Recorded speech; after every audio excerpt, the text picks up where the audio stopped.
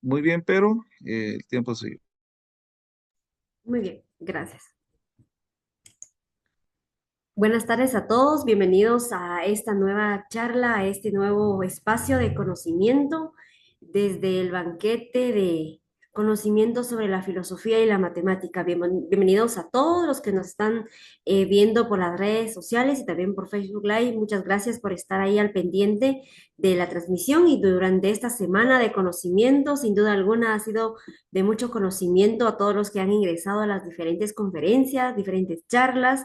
Entonces, seguiremos entonces con las conferencias programadas durante este día. Entonces, el día de hoy vamos a tener la presentación de nuestro ponente, que vamos a hacer la presentación de manera eh, general. Entonces, vamos a iniciar el día de hoy. Nuestro ponente es el profesor eh, el profesor Salvatierra, donde él nos dice en su semblanza que nació en la ciudad de Amatitlán, Guatemala, es profesor de enseñanza media en lengua y literatura, con pensum cerrado de la licenciatura en letras por la Universidad de San Carlos de Guatemala. Lleva más de 7 años siendo profesor y escribiendo. Es curioso y autodidacta. Algo interesante dice acá el que no le gustan las matemáticas cuando estudió y no le sigue gustando, pero dice cuando encuentra algo de irracional en ellas, lo cual le llama la atención. Entonces, algo muy interesante del profesor, donde él dice que no le gusta la matemática, pero cuando algo le parece irracional, él le llama mucho la atención. Entonces, él es nuestro ponente de esta tarde con la presentación de su tema, el sentido no lógico en el mundo de Alicia, en los mundos de Alicia. Este sería el tema a abordar esta tarde en este Congreso Internacional Filosofía de las Matemáticas. Así que sin más preámbulos, escucharemos al profesional Pablo Salvatierra en su ponencia El sentido no lógico en el mundo de Alicia. También los que nos siguen en redes sociales, les invitamos a que hagan ya sus preguntas, comentarios, que ahí vamos a estar respondiendo y el profesional estará resolviendo dudas y comentarios. Adelante, Pablo Salvatierra, el tiempo es tuyo. Ujú. Muchas gracias, Verónica. Buenas tardes a todos. Gracias por este espacio. Los saluda Pablo Salvatierra de la Universidad de San Carlos de Guatemala, Facultad de Humanidades, Departamento de Letras. Sí, es un poco irónico, pues esta semblanza, ¿verdad? Tomando en cuenta que estoy en un congreso de filosofía de matemáticas. Pero entiendo que la matemática, pues, también está en todo, pero también lo veo desde el punto de vista que la literatura también está en todo. Entonces, mi propuesta acá es demostrar en cierta forma, puede sonar algo especulativo, sé pues que las matemáticas buscan cierta exactitud, cierto formalismo, pero también demostrar que en el fondo hay cierta irracionalidad, precisamente, que es lo que me llama la atención en esta forma de pensar matemática. Partiendo también de que muchas veces se ve lo científico y lo artístico como algo separado. Y se tiende tal vez, por lo menos en donde yo he tenido la oportunidad de enseñar, separar lo científico y el área humanista, cuando realmente tienen mucho que ver ambas, solo que a veces tendemos a crear ciertos criterios, ciertos axiomas, em, separando estas dos ramas, pero ambas se complementan totalmente. Tal vez decir que no me gusta la matemática es algo exagerado. Quizá el momento que lo aprendí o cómo me la enseñaron también tiene mucho que ver. Pero como estaba indicando, pues yo sé que la matemática, las artes, las ciencias están muy de la mano. Y eso también es como el sentido o el fin de esta charla que quiero tener con ustedes, para que poco a poco nos vayamos dando cuenta que ambas pueden convivir.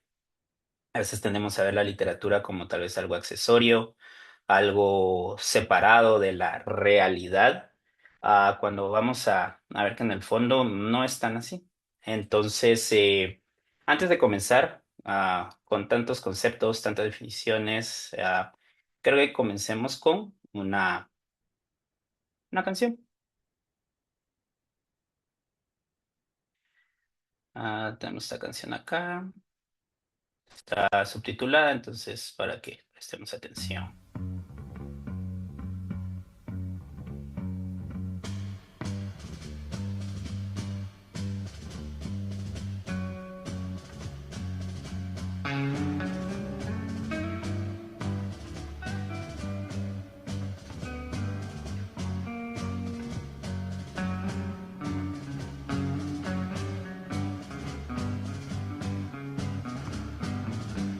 One pill makes you larger, and one pill makes you small.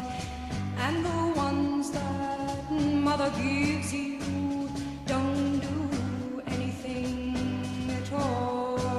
Go ask Alice when she's 10 feet tall. And if you go chasing rabbits, and you know you're going to fall, tell 'em a hookah smoking caterpillar has given you the call. Call Alice when she was just small. When the men on the chessboard get up and tell you where to go, and you've just had some kind of mushroom, and your mind is moving low, go ask Alice, I think she'll know. When logic and proportion have fallen slowly dead, and the white knight is talking backwards, and the red queen's off with her head. Remember what the Dormouse said. Feed your head, feed your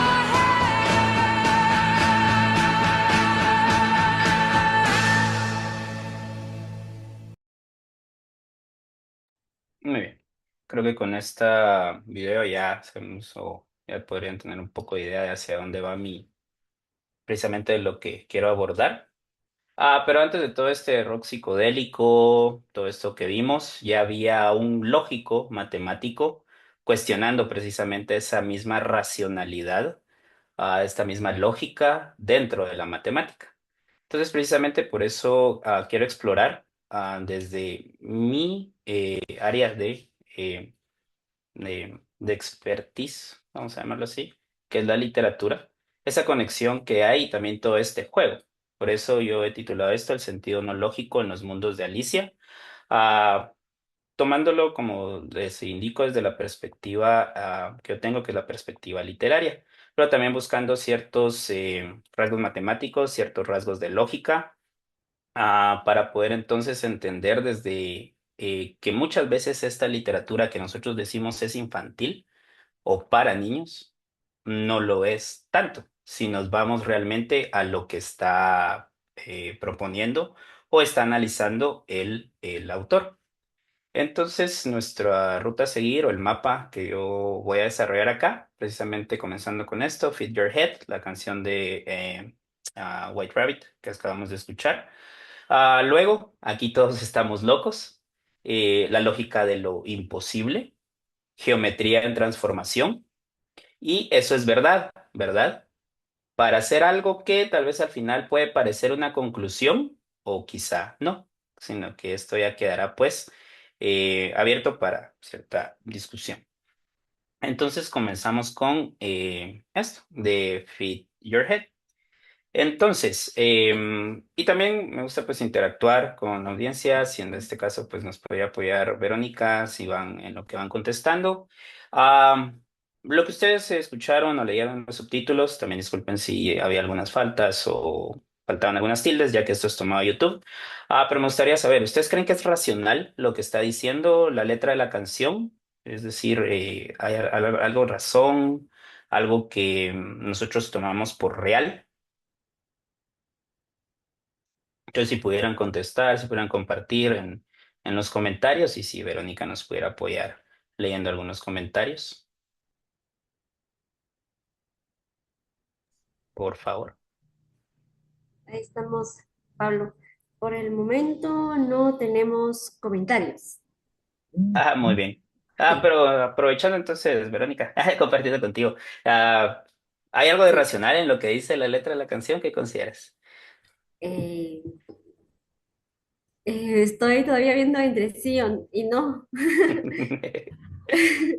¿Y será que hay Me una puso a estructura? ver, me puse a pensar. Me ¿Y puse a será... pensar, a Puedo analizar. pensar. ¿Y será que hay alguna estructura, tiene alguna lógica o es absurdo lo que nos está diciendo? Bueno, sí siento que tiene lógica en lo que se plantea lo que plantea la canción, tiene una lógica como tal. Ujú. Eh, pero sí, es mucho de analizar ya, analizando la letra, uno se pone a pensar, o sea, en sí la esencia, si tiene estructura lógica o no. Y acá dice un comentario en Facebook, dice que no, considero que no todo es racional. Ujú. Es Que no una todo respuesta es. que tenemos en Facebook donde dice Isa Velázquez que él considera que no todo es racional. Y tenemos otro comentario también de Isa donde dice sí, sí hay un porqué, dice ella. Ella se responde y dice sí hay un porqué. De igual manera tenemos a José Ángel, él dice, es matemáticamente racional si no lleva a contradicción lógica. Crecer o decrecer no lleva a la contradicción. Ahí tenemos entonces tres comentarios sobre esa Ujú. pregunta que tú lanzaste. En caso de José Ángel dice que matemáticamente racional si no lleva a contradicción lógica y crecer o decrecer no lleva a contradicción. Ok, Son muy bien. comentarios muy interesantes. Sí, muchas gracias. Sí, creo que esto abre bastante porque entonces aquí ya estamos viendo el toque literario y el análisis desde un punto de vista también matemático lógico. Pero entonces, ¿por qué entendemos algo? Aunque parece irracional, porque nos está hablando de crecer, que esta pastilla te va a hacer grande, esta pastilla te va a hacer pequeña. Incluso si prestaron atención a un verso donde dice donde todo lógica y proporción se destruye. Porque esto precisamente es lo que nos propone Lewis Carroll en su libro en los dos libros, Alicia en el País de las Maravillas y A través del espejo, lo que Alicia encontró ahí. Y quisiera compartirles entonces una frase precisamente de Lewis Carroll que, si nos vamos pues ya a la lógica, pretende ser pues también con argumentos, proposiciones, y dice, si así fue, así pudo ser. Si así fuera, así podría ser. Pero como no es, no es. Es cuestión de lógica. Entonces aquí nos vamos también a este pensamiento aristotélico también, en donde nos tira pues estos argumentos y que muchas veces yo me he preguntado al final, ¿por qué esto ya hablamos de una lógica formal? ¿Qué vale más, la forma o el significado? Porque muchas veces pues nos dice, lo estudiamos desde la lógica formal y nos damos cuenta que muchas veces si nos vamos solo a lo formal, el significado queda como que vaya en el aire, que muchas veces puede haber una contradicción como bien indicaban acá. Entonces, aquí todos estamos locos. Es como le dice el gato a de Cheshire, le dice a Alicia cuando ella empieza a explorar el mundo eh, y llega precisamente a querer juntarse o querer explorar este nuevo mundo al cual ella ingresa. Pero hablemos un poquito antes para contextualizar acerca de Lewis Carroll. Su nombre real, Charles Ludwig Dodgson, pero adoptó el seudónimo de Lewis Carroll. Él nació en Reino Unido en 1832, 1898 falleció. Y eso es importante entender porque tenemos el contexto del auge del positivismo. Entonces sabemos que en este momento comienza a surgir el positivismo, justo con Augusto Comte durante este siglo es que se va a afirmar o reafirmar el positivismo, a hacerse sólido. Entonces, todo esto lo absorbe también Lewis Carroll. Él fue lógico, fue matemático, pero fue también escritor, que es algo muy interesante, porque a veces consideramos o podemos ver que un científico no puede ser un creador literario. En cambio, él combinó los dos, lógica, matemática, escritor. Incluso él practicaba fotografía también. Entonces, vivió el auge del positivismo. Y lo que él buscó fue fusionar ciencia y arte, pero a partir de cuestionar. porque él se dio cuenta que el positivismo llevado a un extremo podía hacer que precisamente se confiara solo en la razón, cuando hay em, mm, aspectos del ser humano que no pueden ser tan reducidas o no se pueden reducir a una expresión, porque por ejemplo, si les pregunto, ustedes me pueden dar una fórmula, una ecuación, algo que nos pueda numéricamente reflejar qué es la tristeza. ¿Será que es posible? ¿O reflejar qué es la alegría? ¿Lo podemos expresar desde una ecuación, desde alguna fórmula? Entonces, Lewis Carroll se da cuenta que precisamente este auge del positivismo también tiene sus contradicciones, porque entonces solo se reduce a algo pues meramente objetivo, algo únicamente comprobable, ¿cierto? Pero nosotros sentimos estas emociones y no todos las sentimos de la misma forma, no todos sentimos la tristeza de la misma forma, no todos sentimos la alegría de la misma forma, pero entonces él también se da cuenta que dentro de esta misma lógica, hay ciertas contradicciones que nos llevan precisamente y que demuestran esa contradicción que está dentro del ser humano. Y es aquí donde viene el sinsentido narrativo, que muchas veces así es como, podríamos decir, etiquetan o le dicen a esta obra de Lewis Carroll, el sinsentido, pero vamos a ver que dentro de ese sinsentido tiene sentido, porque eso es lo que él quiso, pues precisamente explorar. Entonces, ¿qué nos permite afirmar que aquí todos estamos locos o que estamos todos locos aquí? Como le dice el gato, pues si no lo estuvieras, no estarías aquí. Entonces, si no estuviéramos todos locos, no estaríamos en este mundo, ¿verdad? Y no trataríamos también de probar ciertas verdades, de probar ciertas tendencias o ciertos pensamientos. Y justamente así es como le responde el gato. Y Alicia le dice, pero yo no quiero estar entre locos, observó Alicia. Oh, eso no puedes evitarlo, dijo el gato. Aquí estamos todos locos. Yo estoy loco, tú estás loca. ¿Cómo sabes que yo estoy loca? Preguntó Alicia. Debes estarlo, dijo el gato, o nunca habrías venido aquí. Entonces, con ese tipo de argumentos, ese tipo de proposiciones, ya Carol comienza a jugar precisamente con esa realidad que él está viendo externamente y por eso hace que Alicia caiga dentro de este mundo. Porque si se recuerdan, Alicia pues también cae por lo que tal vez podría ser un agujero negro.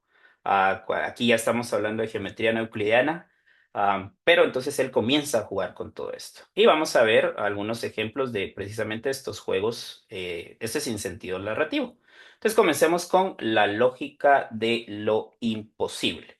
Y quisiera entonces acá nuevamente, si nos pudieran apoyar, los que quieran compartir acá, ¿son parecidos? ¿En qué se parece un cuervo a un escritorio? Si nos pudieran compartir en sus comentarios.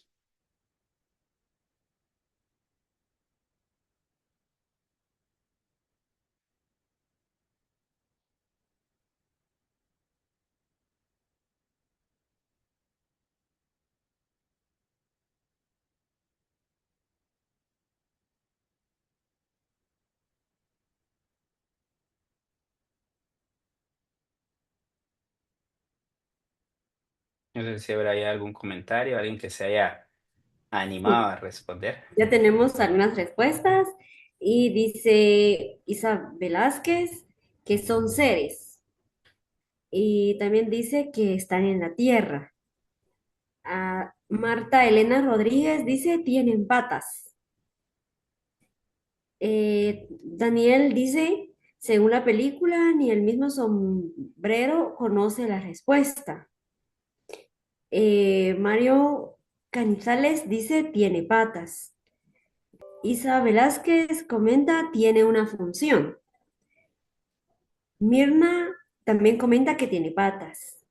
Selvin dice puede ser el color, seres que contienen carbón y también que tienen patas. Eso es Ok, lo muy que bien. comentan ellos, sí. Está bien. Ahora te pregunto a ti, Verónica, ¿tú qué crees? ¿En qué se parece un cuervo a un escritorio? Yo pienso que se parecen, como dicen en los comentarios, que tienen patas, ¿verdad? Que tienen un objetivo, tienen un uso, tal vez no en el mismo contexto, pero sí tienen un uso, ¿verdad? es en el campo de la naturaleza y como objeto, pero sí tienen un uso. En eso se parecen, que sí tienen un uso, tienen un objetivo. Muy bien, gracias. Y precisamente yo en una esquina de mi salón donde doy clases tengo también esta pregunta de qué se parece un cuervo a un escritorio y tengo habilitado pues un espacio para que los estudiantes puedan escribir y coloco solo respuestas incorrectas y que ellos imaginen. Algunos colocan en que ambos hacen que tu mente vuele, a otros que ambos se conectan a jugar un videojuego. Pero esto que nos demuestra también, ahí sí, como decía, ni siquiera, bueno, en el libro al sombrerero lo interrumpen, entonces ya no la respuesta, pero esto en el fondo lo que Lewis Carlos quiere dar a entender también es que siempre estamos buscando alguna relación lógica, incluso donde no las hay. Entonces nuestro cerebro también funciona así, buscando relaciones lógicas, vamos encontrando que puede que si solo lo vemos a primera vista, nosotros digamos qué parecido tiene, o sea, uno es un ave, otro es un mueble, pero si vamos poco a poco estableciendo esas relaciones, nos damos cuenta que por muy irracional que pudiera parecer, en el fondo sí tienen ciertas relaciones o sí comparten ciertas características entre ellos. Y así es como funciona también la literatura, con la metáfora. Es un juego precisamente del lenguaje. Muchas veces leer un poema es tan complicado como resolver una ecuación, en el sentido de que tenemos que saber dominar, tenemos que saber entender el lenguaje. La matemática tiene su propio lenguaje, la literatura también.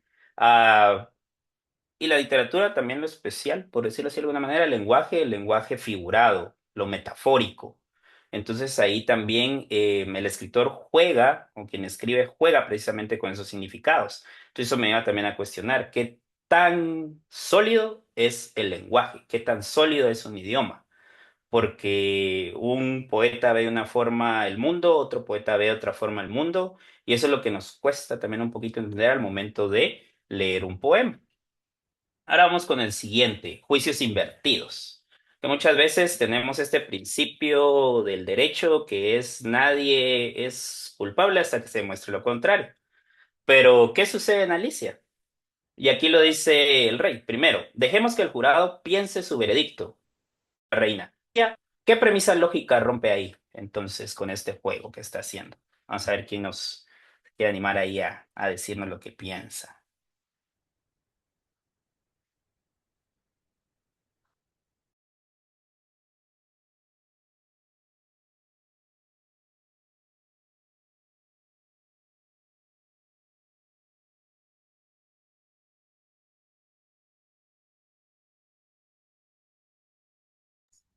Todavía no tenemos comentarios.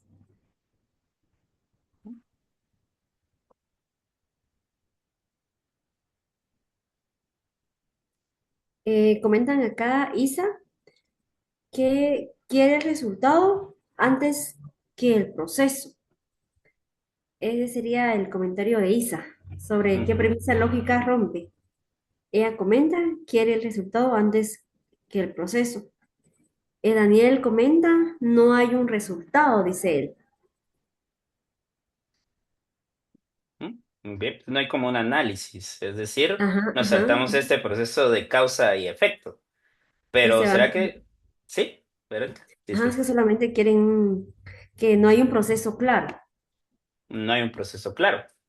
Pero esto sucede en el libro. ¿Será que en la vida real sucede esto también?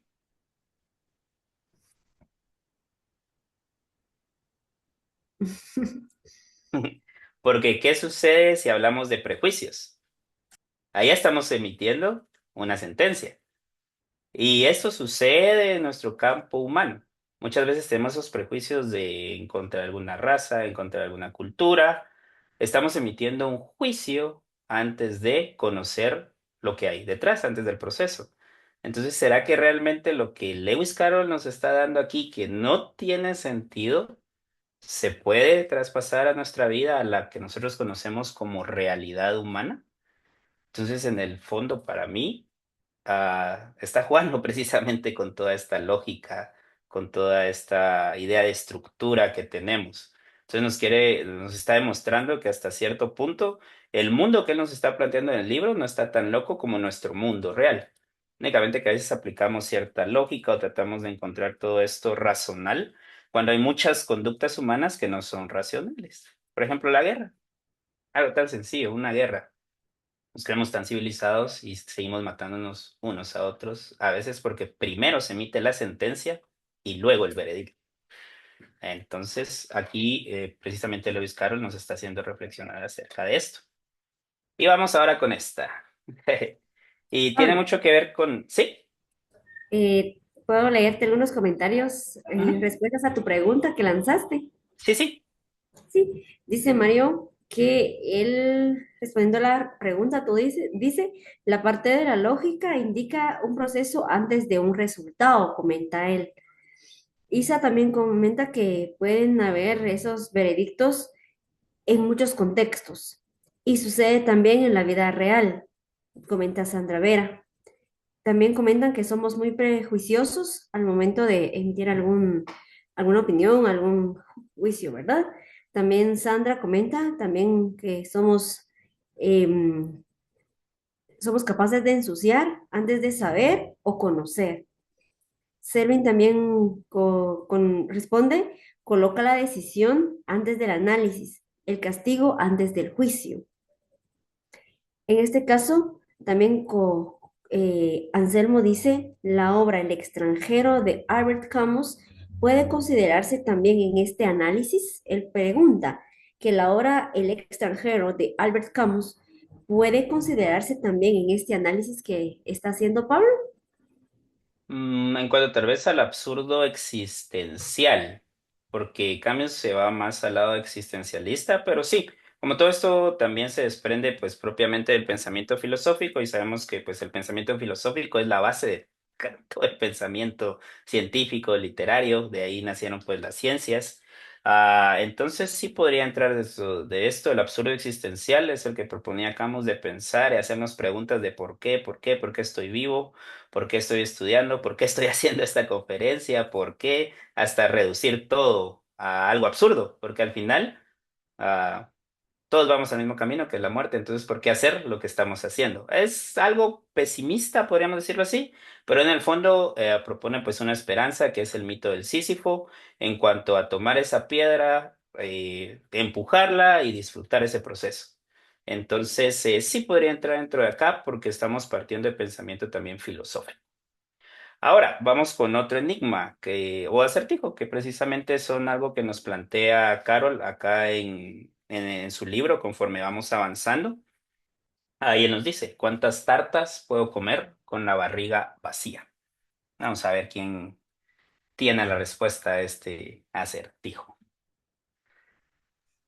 Aquí tenemos ya una respuesta de Selvin. Dice que solo una, porque después de comer la primera, ya no tienes la barriga vacía.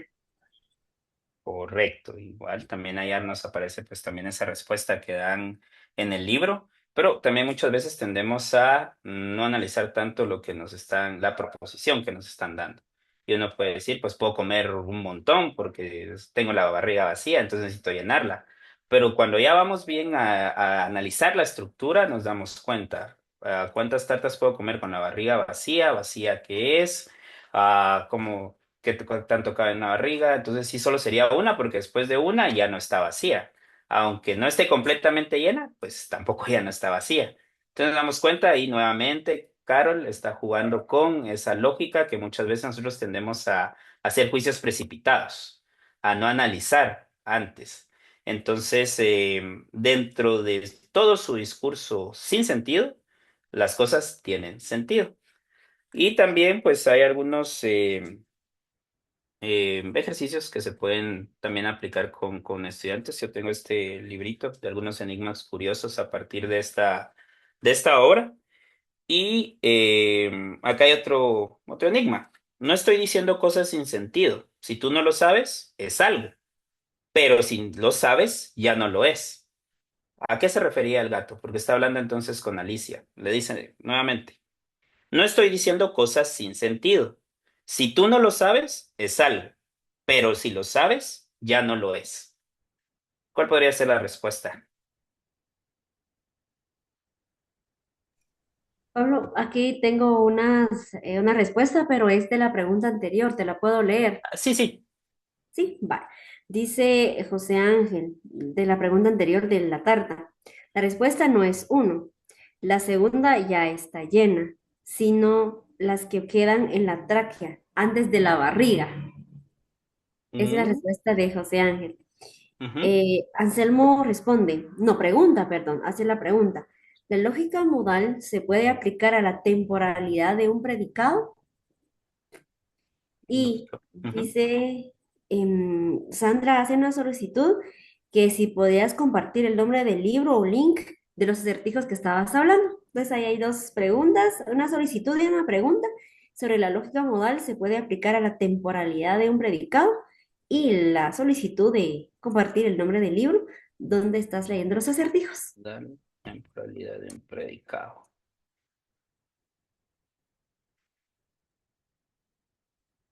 Bueno, en relación a esta de la lógica modal, em, con este sí, una respuesta en este momento, que después ya explayarme, no la tengo. Pero mi compromiso sería entonces poderla investigar a fondo y si me deja el contacto, yo puedo darle la respuesta. ¿Sí? Porque como decir que mi área de expertise pues es más que todo la literatura. Entiendo que eso también pues debería ser en cuanto a filosofía del lenguaje, pero no me he adentrado tanto en este campo, tampoco tanto dentro del campo de la matemática. Entonces estoy partiendo desde mi área de conocimiento, que es la literatura y esto de las letras. Pero mi compromiso es entonces buscar esta información y poderla compartir también.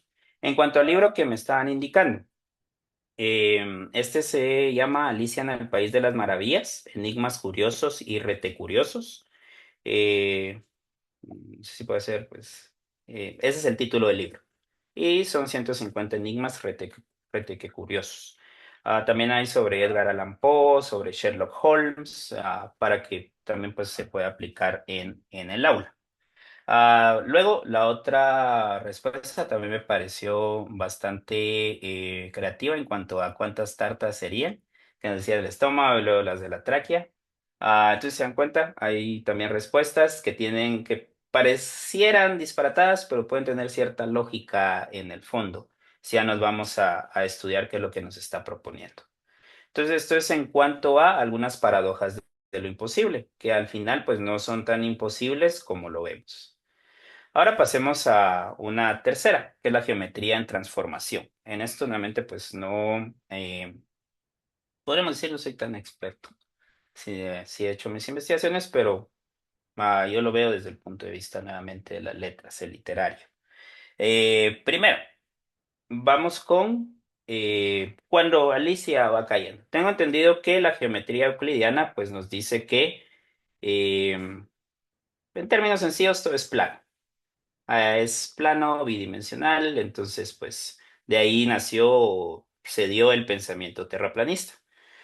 Pero Carol precisamente combate este pensamiento y nos lo da precisamente cuando ella va cayendo.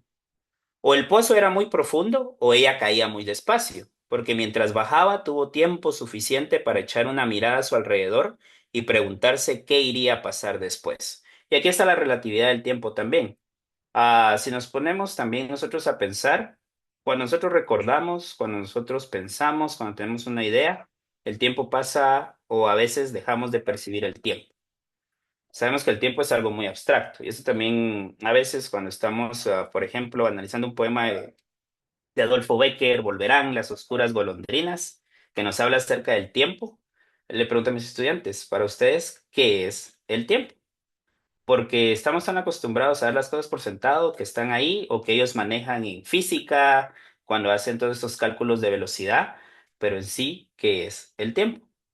Entonces ahí ya vienen a pensar, a dudar, porque realmente si nos ponemos a pensar en el fondo, ¿cómo podemos definir el tiempo? Si dura cierto periodo, si dura cierto espacio, tiene alguna duración, pero ¿cómo podemos definir el tiempo? Entonces, por eso también se ha escrito mucha literatura, se ha escrito muchos poemas, muchas obras alrededor de esta gran abstracción. Entonces, si se dan cuenta acá, pues Alicia va cayendo y puede ir recordando, puede pasar cosas en un segundo, puede estar hablando con ella sola. Y luego dice, abajo, abajo, abajo. ¿No dejaría de caer? Nunca. Me pregunto cuántas millas he recorrido ya, dijo en voz alta. Debo estar llegando a cualquier parte cerca del centro de la Tierra. Veamos. Eso sería unas 4000 millas hacia abajo, creo. Aquí nuevamente, pues Carol está jugando con toda esta geometría, está jugando con estos planos. Y también viene acá, como exponía la letra de la canción, el crecimiento y el encogimiento, porque al final entonces Carol también eh, está criticando precisamente la estabilidad espacial, las proporciones, las distancias, entonces es algo inestable. Pero si hablamos de esta inestabilidad en cuanto a tiempo, en cuanto a espacio, ya Carol nos está hablando también acerca de todo esto que Einstein va a venir en el siglo XX, que es la relatividad. Ya Carol está también comenzando a ver que no todo es muy rígido, no todo es muy formal como se pretende desde el positivismo, porque el hecho que cambie en un momento de estatura, sea más grande, sea pequeña, va jugando con esa estabilidad. Entonces nos va creando esa inestabilidad que al final, pues, es un juego. Al final él ve, pues, esta misma realidad como un juego. También, ¿será que si es un juego no hay reglas?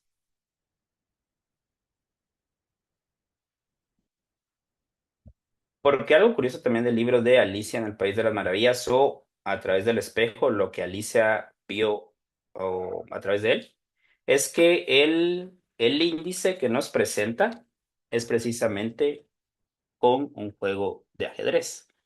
Y las piezas o los capítulos se van moviendo según ah, él va dictando los movimientos. Nosotros sabemos que el ajedrez pues, es un juego prestigioso, que tiene su estructura, que tiene sus normas, pero ¿será que el ajedrez se podría comparar con los juegos de pelota que nosotros hacíamos de niños al salir a la calle a jugar? O no sé si en los países en los que me están viendo, el juego de trompo no tiene también sus reglas. Y es que también otra cuestión que me llama la atención es que no sé por qué cuando vamos creciendo, poco a poco vamos perdiendo este juego fantasioso, podríamos llamarlo. Es decir, cuando éramos pequeños imaginábamos mundos, jugábamos de cierta forma, teníamos imaginación. Pero mientras vamos creciendo, poco a poco, no sé por qué el ser humano lo va perdiendo. No sé, la tendencia a un pensamiento adulto, perder todo esto, lo lúdico, porque al final considero, esa es mi perspectiva, como les digo, esto es algo especulativo. eh, la ciencia es jugar también. La ciencia es partir de lo lúdico y jugar. Solo saber las reglas para saber cómo romperlas en cierta manera, porque así es como también considero, percibo que ha evolucionado el ser humano, rompiendo ciertas reglas, porque quiere ir más allá debido a su curiosidad. Y creo que nadie es más curioso, ningún ser humano es más curioso que un niño. El niño siempre está buscando respuestas, siempre está queriendo ver el mundo de otra forma, entonces también debemos de aprovechar y mantener esa misma curiosidad para ir rompiendo con esa rigidez con que vemos el mundo muchas veces y poder también tener este pensamiento creativo, que al final el pensamiento creativo no solo funciona en el arte, sino que funciona en todo, porque necesitamos creatividad para resolver un problema cotidiano, creatividad para resolver un problema de física, creatividad para escribir, aunque sea una carta solicitando empleo, creatividad para escribir un poema. Entonces, el hecho de que algo sea lúdico, de que algo parezca un juego, no quiere decir que no tenga reglas, sino que tiene sus reglas internas. Y eso lo saben muy bien los niños cuando ellos están jugando. O no me dejarán mentir aquellos que tal vez dan clases en primaria, preprimaria. Cuando los niños juegan, el juego se lo toman en serio y sus reglas son serias. Entonces también eso es lo que nos quiere llamar la atención, Carol, acerca de precisamente estas reglas. Ahora pasamos también un poco a el lado semántico, porque muchas Pablo, veces, sí, Sí, quisiera leer algunos comentarios sobre la pregunta que están viendo en la diapositiva de si es un juego o no hay reglas. Ujú, Y responden ellos, los que nos están viendo en Facebook. Sandra responde, todo juego mantiene reglas por más simple que sea. De igual manera, Isa responde a la pregunta, sí, todo juego tiene sus reglas y también su orden. Daniela responde que en todo juego hay reglas, incluso en el País de las Maravillas. Isa responde que eso que el niño es muy curioso es totalmente cierto. Ella comenta que cuando uno es niño, pues es más curioso.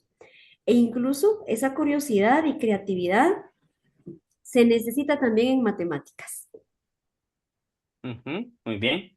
Sí, ves que un juego, aunque parezca caótico, sobre todo porque he tenido experiencia también de dar clases en prekinder, cuando parece caótico, aún así tiene una coherencia interna, una lógica, tiene unas reglas. Y como les indicaba, nadie más serio que un niño al momento de jugar. Porque si uno le rompe su mundo, ya el niño se enoja, podríamos decir, o le dice, no, eso no sucede así, porque él tiene su mundo. Y creo que eso lo veo de la infancia y deberíamos de mantenerlo aún siendo adultos. Esa curiosidad, esa duda ante el mundo. Ahora vamos con el lado pues del significado, lo semántico, eso es verdad, verdad, porque tenemos por sentado muchas cosas que decimos, es que eso es la verdad, pero al final, ¿qué es la verdad? Y aquí también pues podemos entrar un poco de polémica en cuanto al relativismo, en cuanto al significado, pero a eso es lo que nos quiere llevar Carl, a preguntarnos, a cuestionarnos, todo lo que creemos realmente es verdad, todo lo que nos dicen realmente es verdad, todo lo que pensamos que es lógico realmente es así, es verdad. Entonces hay algunos juicios o algunos argumentos que nos dice acá, porque el orden, cambiar el orden de algunas palabras, la estructura, la sintaxis, cambia el valor lógico. ¿Será lo mismo decir veo lo que como o como lo que veo? ¿Qué nos dicen por ahí? A ver qué las respuestas, quién nos comparte.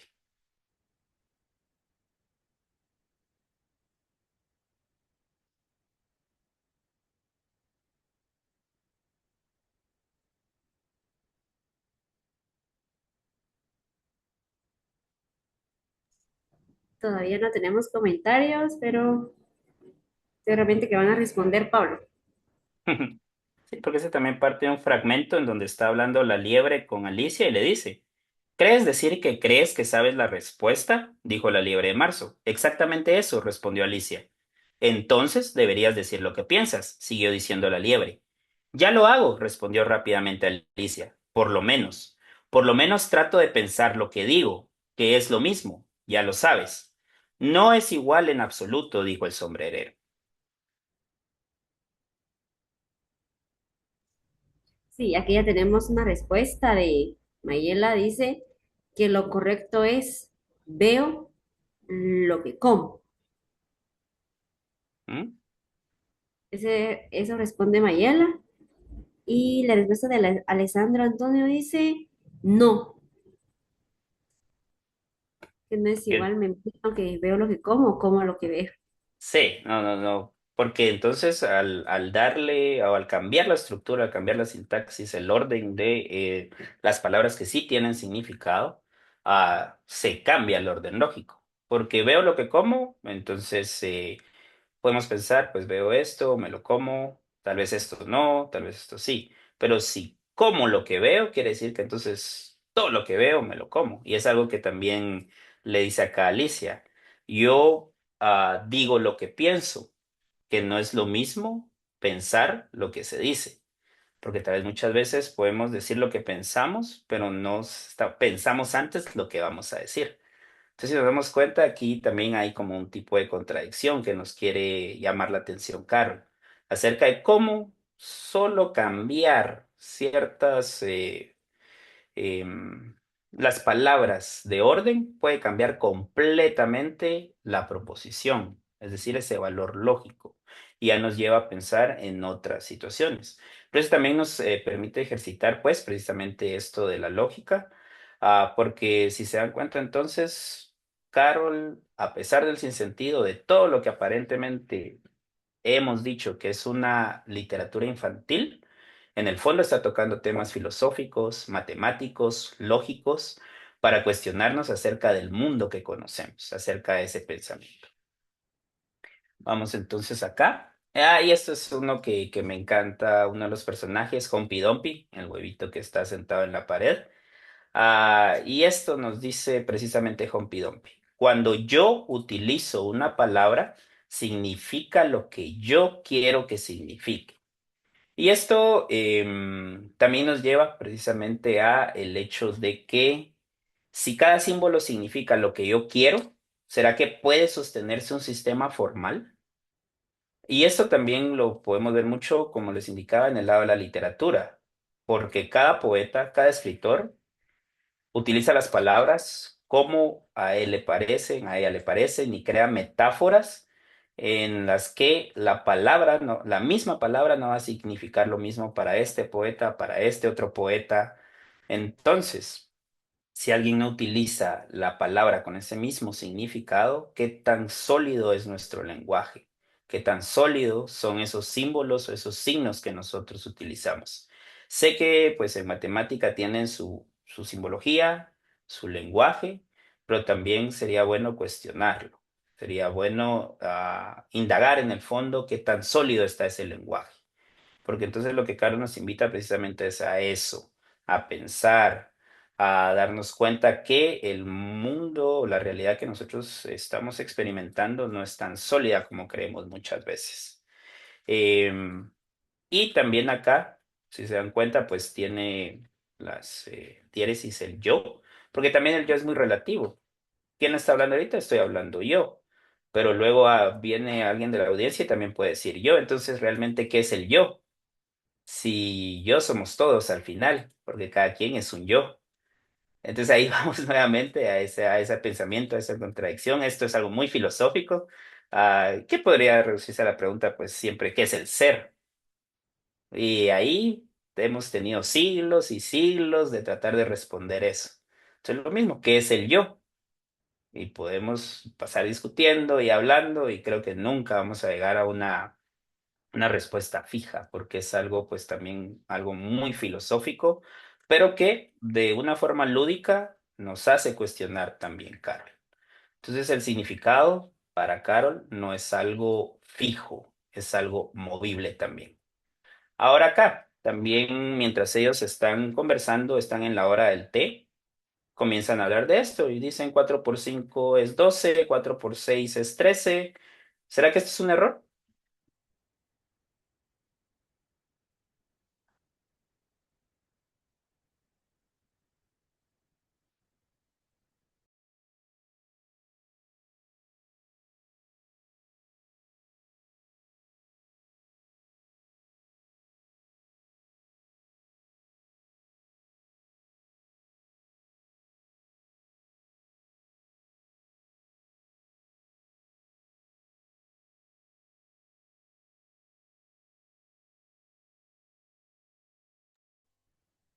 Si habrá alguna respuesta ahí en redes. Sí, aquí tenemos una respuesta, Pablo, y José Ángel dice que depende del sistema de numeración y del significado de la operación. También dice Selvin que es una desigualdad, no es una igualdad, sino que es una desigualdad. Em, Isa responde no, no todo depende del yo, cómo lo ve. También dice Alessandro, esto conecta con la charla de las 12. En nuestro mundo y bajo nuestras reglas, sí, pero en álgebra booleana podría ser que sea correcta. Ujú. Muy bien, muchas gracias. Y sí, como les digo, pues ustedes pues conocen más estos términos matemáticos. Pero acá podemos decir que todo va a depender de la base también, porque recordemos que hay diferentes bases. Nosotros manejamos una base, no recuerdo cuál es si la decimal. Esto, si no estoy mal, creo que es la base 18. Entonces, recordemos, siempre hay otros sistemas, como bien decía un comentario. Pero estamos tan normalizados, vamos a decir, a un solo sistema que nos olvidamos que existen más. Y esto nos lleva también al tema cultural. Por ejemplo, estamos occidentalizados en fechas. Y, por ejemplo, acá, Guatemala, tenemos el calendario maya. y a veces pues sería bueno también con los estudiantes que ellos investigaran qué día del calendario maya es, para que ellos vean que hay diferentes sistemas, que hay diferentes formas de pensar, que no solo se debe ser una.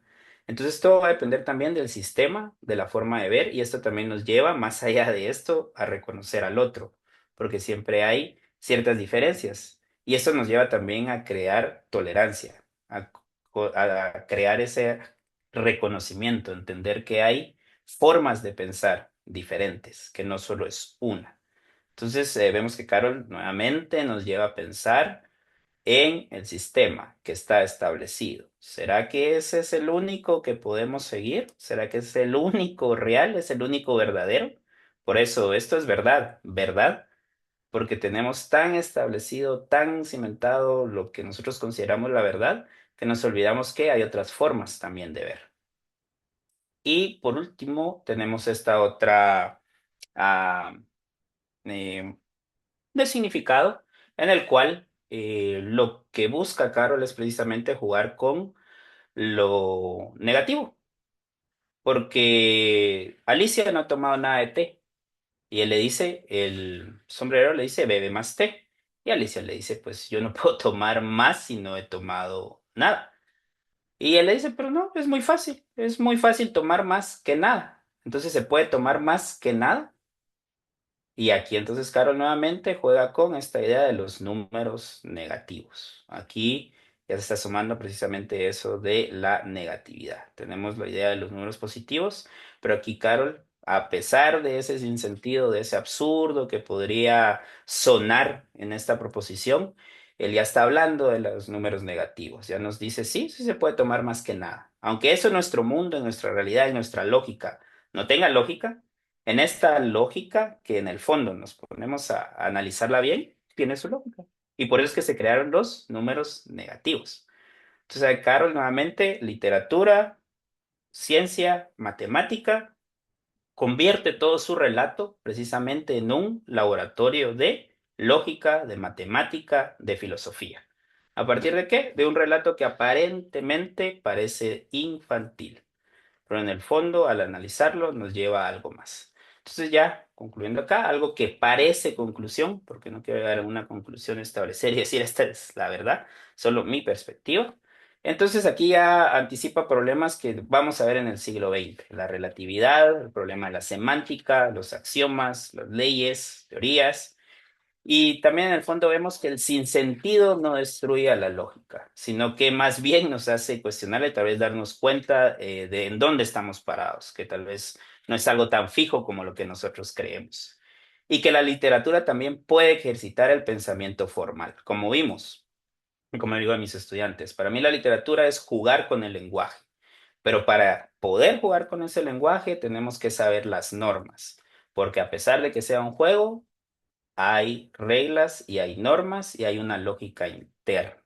Y eso es lo que también se puede ejercitar al unir la ciencia con la literatura o lo científico con lo humanista. Entonces agradezco el espacio. Gracias por haberme otorgado acá. Espero que más que respuestas nos queden preguntas, y si hay alguna pregunta que no puedo responder, pues me comprometo también a buscar, a indagar y poder responder lo más pronto posible. Y agradezco pues a quienes abrieron este espacio y poder compartir esto.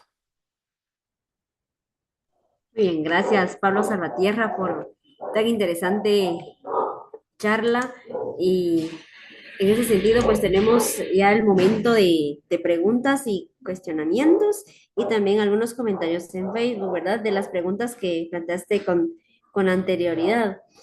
La respuesta dice, me imagino que de lo que presentaste el 4x3 y el 4x6. Mirna responde que depende me imagino que el sistema que se nos dé, pues la respuesta puede ser correcta, ¿verdad? Y no, como decías tú, de enfrascarnos a una sola respuesta, sino que podría ser otras aristas que otra persona lo esté viendo y quizás uno no lo esté viendo. Isa Velázquez responde, comenta, perdón, qué interesante, sí, es muy cierto, la nada no es igual a cero, pero cero puede ser igual a nada. Ese es un comentario que da Isa. Ujú. También responde, comenta, perdón, el cuestionamiento es importante, ¿verdad? De cuestionarse, pues, las preguntas o lo que se nos plantea ahí. Dice, tomar nada sería tomar cero. Tomar más que nada sería tomar más que cero, es decir, algo, comenta Anselmo. Y también dice Mirna, le agradece y depende, dice ella, respondiendo a la pregunta y gracias por la excelente ponencia, dice. Isa también dice felicidades, muy entretenido. Gracias por compartir tan maravilloso tema. Mario responde, muchas gracias por su ponencia. Alessandro dice, con lo de las palabras, y Yumbi Dombi pensaba en, por ejemplo, la palabra claramente de Shakira. Busca jugar, hacer un juego de palabras y vamos a ver, juego de palabras y una indirecta a Clarachía, pero en la canción claramente de Chano usa claramente de manera literal, por ejemplo, claramente amanece y las lunas son las de ayer, que el dolor no regrese, enemigo que conoces, que aquí el claramente sí dice literalmente que el amanezca sea una obviedad, comenta en este caso Alessandro. Narcisa Campos dice, gracias, excelente ponencia. Sinaue Anselmo dice, el oro que repite todo lo que escucha y es sordo, repite en efecto todo lo que escucha, pues nada escucha. Oye cero, repite cero. Sandra Vera dice, felicitaciones, muy agradable y con mucho sentido la presentación. Wendy responde, comenta, perdón, excelente, excelente ponencia. Isa Velázquez tiene una pregunta, dice, ¿qué es lo que lo ha motivado a realizar este tipo de análisis con Alicia y su relación con la matemática? Ese sería el primer cuestionamiento. Sandra Vera dice, puede compartir dirección de correo para contactarlo, ¿verdad? Yo creo que en la semblanza del Congreso y también en la memoria del Congreso creo que tienes tu correo, ¿verdad? Sí, sí, Ahí como los está ahí. podríamos compartir también con ellos, ¿verdad? Los que soliciten el contacto de Pablo Salvatierra. Sí, no hay ningún problema. Mayela Flores dice, ¿tiene algunos textos que pueda sugerir, además lo de Lewis Carroll, que sean ligeros y traten de literatura de manera similar a la que nos expuso el día de hoy? José Ángel Pinievo dice, no puedo no estar en el desacuerdo con el magnífico ponente Max Grouch Marx. Jimmy tiene una pregunta. ¿El cero es tan pequeño, pero tan pequeño como te puedas imaginar? Celia Pocón dice, excelente ponencia. Hoy vi a Alicia de una forma diferente y me gustó mucho. Entonces dejamos al aire, tal vez al aire, sino que a tu persona responder estas dos preguntas, ¿verdad? En el caso de Isa, repitiendo la pregunta, ¿qué es lo que lo ha motivado a realizar este tipo de análisis con Alicia y su relación con la matemática? Y la pregunta de Jimmy, ¿el cero es tan pequeño, pero tan pequeño como te puedas imaginar? El tiempo es tuyo, Pablo. Muy bien, gracias. Bueno, con la primera. ¿Qué me ha motivado? La pura curiosidad. La pura curiosidad. Si he de ser honesto, yo no era un lector, no era un lector empedernido. De hecho, nunca pensé convertirme en un docente de literatura. Pero aquí estoy también pues tratando de que los jóvenes aprendan cuál es la importancia, pero no imponérselo, sino precisamente esto, contagiando, buscando esos datos curiosos, buscando ese análisis para que ellos vean de otra forma la lectura. Porque ellos toman la literatura como que, eso para qué me sirve en la vida, eso es algo accesorio, porque también, como propone Foucault en la arqueología del saber, arqueología de las cosas, cuando se empiezan a separar todas estas ramas, se empiezan a ver de forma aislada. Entonces, yo trato de que ellos vean, sobre todo porque doy en carrera de ciencias biológicas, diploma en ingeniería, bachillerato en computación. Entonces, es algo, ellos llevan lo científico muy marcado. Dicen, pues, esto es humanista, no me va a servir. Entonces, yo lo que he buscado es precisamente darles a entender que la literatura es conocimiento, pero que un escritor no puede escribir, valga la redundancia, si no tiene un conocimiento y que es tan científico como lo que ellos ven en matemática, como que lo que ellos ven en física. Entonces, yo leí también esto la primera vez como un libro infantil que decían, pues es un relato, pero poco a poco me fue dando curiosidad de entender, investigar quién era el autor, a qué se dedicaba, entonces me di cuenta que se dedicaba a la matemática, a la lógica, empecé a investigar un poco más en el fondo qué era lo que él proponía, entonces comencé a ver a Alicia precisamente desde otra perspectiva. Ya cuando comencé, le di otra lectura, una relectura, entonces ya iba encontrando esas referencias y ya me hacía buscar un poco más. Pero como les indico, mi especialidad pues no es tanto la matemática, sí entendí ciertos conceptos, entonces quise ir indagando un poquito más, pero no llegan al fondo como todos ustedes que son mucho más expertos que yo en este tema de matemática. Pero sí encontré esta relación. También creo que alguien preguntaba textos, aparte de este Lewis Carroll. Regreso a Lewis Carroll porque pues también tiene algunos cuentitos, algunos poemas que precisamente rompen esa lógica. Incluso tiene este poemita, Espasmo, que ya trabaja él el espacio, nos propone acá algunas medidas y va haciendo esos acertijos en los textos que él va narrando. También podría decirle las odas elementales de Pablo Neruda. Tiene una oda al átomo, que primero él tiene que saber qué es un átomo, tiene que saber la historia del átomo, cómo se divide un átomo, cómo se aplica un átomo. Pero en toda esta oda al átomo, él va desarrollando ciencia, él va desarrollando historia, contexto social. Entonces, ese es otro texto que también utilizo con mis estudiantes para demostrarles que la literatura está en todo. Si no, recordemos el paso del mito a logos también. Todo comenzó con una narración, queriendo explicar de dónde venían los rayos, queriendo explicar de dónde era la naturaleza, pero si no se hubieran inventado esos relatos, que es literatura, muchos toman como literatura, al final la ciencia no hubiera podido avanzar, porque entonces alguien vino y dijo, no, eso solo es un relato y quiero contradecirlo. Pero al final, a puro relato, a puro cuento, digamos por ahí, se ha ido progresando, se ha ido desarrollando el pensamiento científico a pura literatura. Y eso es lo que quiero que aprendan también los estudiantes. Otro librito también que me ayuda mucho al momento de ejercitar la escritura, porque escritura y lectura van muy de la mano, es de un autor italiano, Gianni Rodari, que tiene la gramática de la fantasía.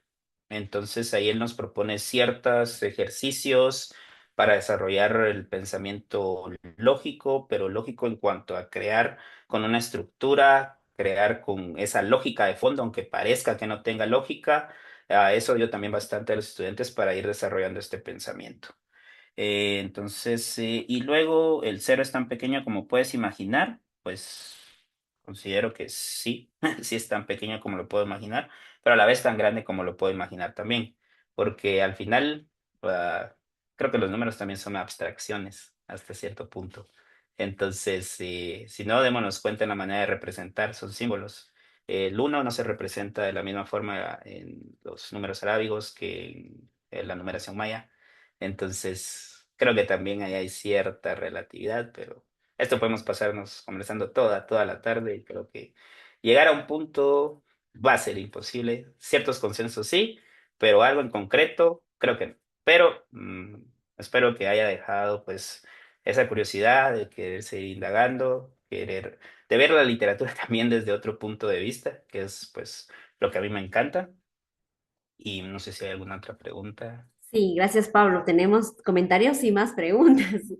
Acá dice Mario, un día nos tocará dar una ponencia en lógica en humanidades.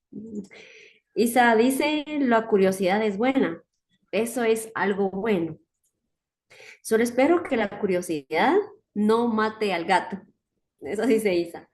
Pero ha sido de mucho agrado y ver una perspectiva diferente.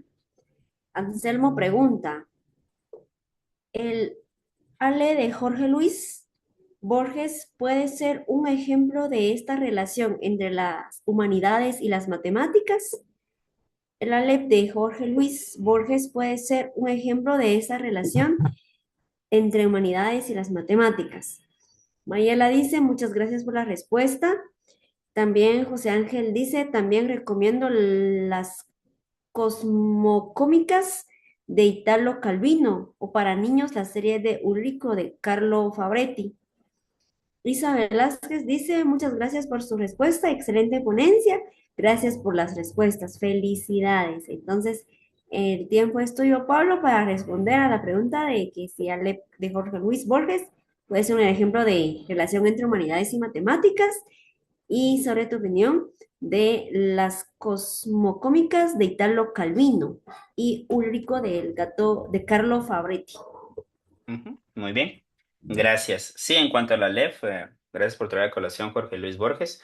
Jorge Luis Borges creció en una cultura inglesa, a pesar que él que nació pues en Argentina, él admite que leyó a los clásicos griegos, estamos hablando de filosofía pues base, ¿verdad? De todo el pensamiento occidental, pero también pues tuvo esa educación inglesa. Entonces sí, definitivamente todos los cuentos de la LEF, o podría decir que toda la obra de Borges tiene esta ingeniería matemática que pues también el pensamiento inglés tiene en el fondo.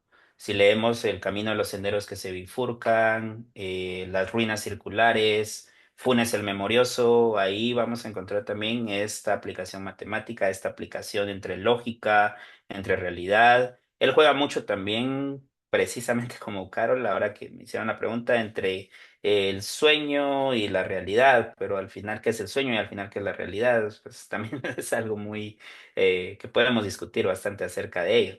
Pero sí podemos encontrar entonces ese punto de conexión entre ciencia y literatura. Entonces, si se dan cuenta, podemos encontrar relación entre literatura y área científica, es decir, no divorciemos estas áreas porque al final han servido también para que se vaya desarrollando el pensamiento.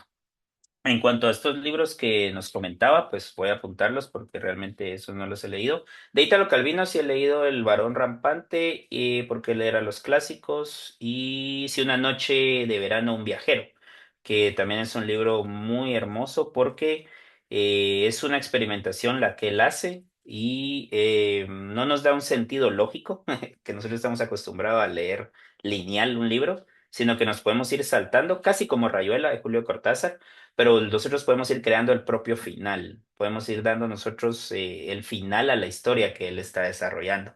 Entonces también es algo muy arriesgado. Entonces, si se dan cuenta, ya ahorita están comenzando a salir nombres de autores que ya, pues espero que eso haya quedado.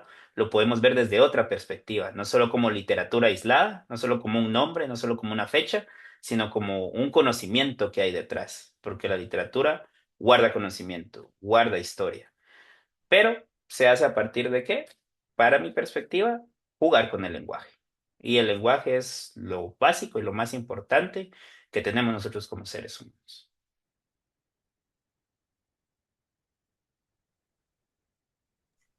Gracias, Pablo. Pues ya no tenemos comentarios, solamente dándoles felicitaciones aquí en Facebook, y dice que ha sido muy amable por su atención y receptividad, y ha sido una ponencia sumamente enriquecedora, comenta Anselmo.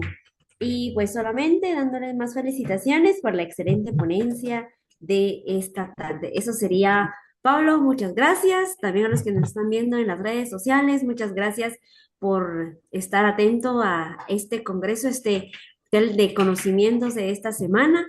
Gracias también, Pablo Salvatierra, por tu excelente ponencia, y estamos seguros que sin duda alguna cada día aprendemos algo nuevo, y de eso se trata, seguir aprendiendo cosas diferentes, cosas nuevas, ¿verdad? Como profesores de matemática o física, a veces nos enfrascamos en algo, pero también debemos de ver que hay otras aristas, ¿verdad? Y que es muy interesante el constructo desde de la literatura también, y de la forma un poquito más formal, ¿verdad? Entonces eso sería, muchas gracias a los que están conectados en las redes sociales, y con eso terminamos la transmisión de Facebook Live y esta ponencia de Pablo Salvatierra. Muchas gracias a los que están conectados en las redes sociales. Hasta una próxima. Nos seguimos viendo y más conocimientos el día de mañana.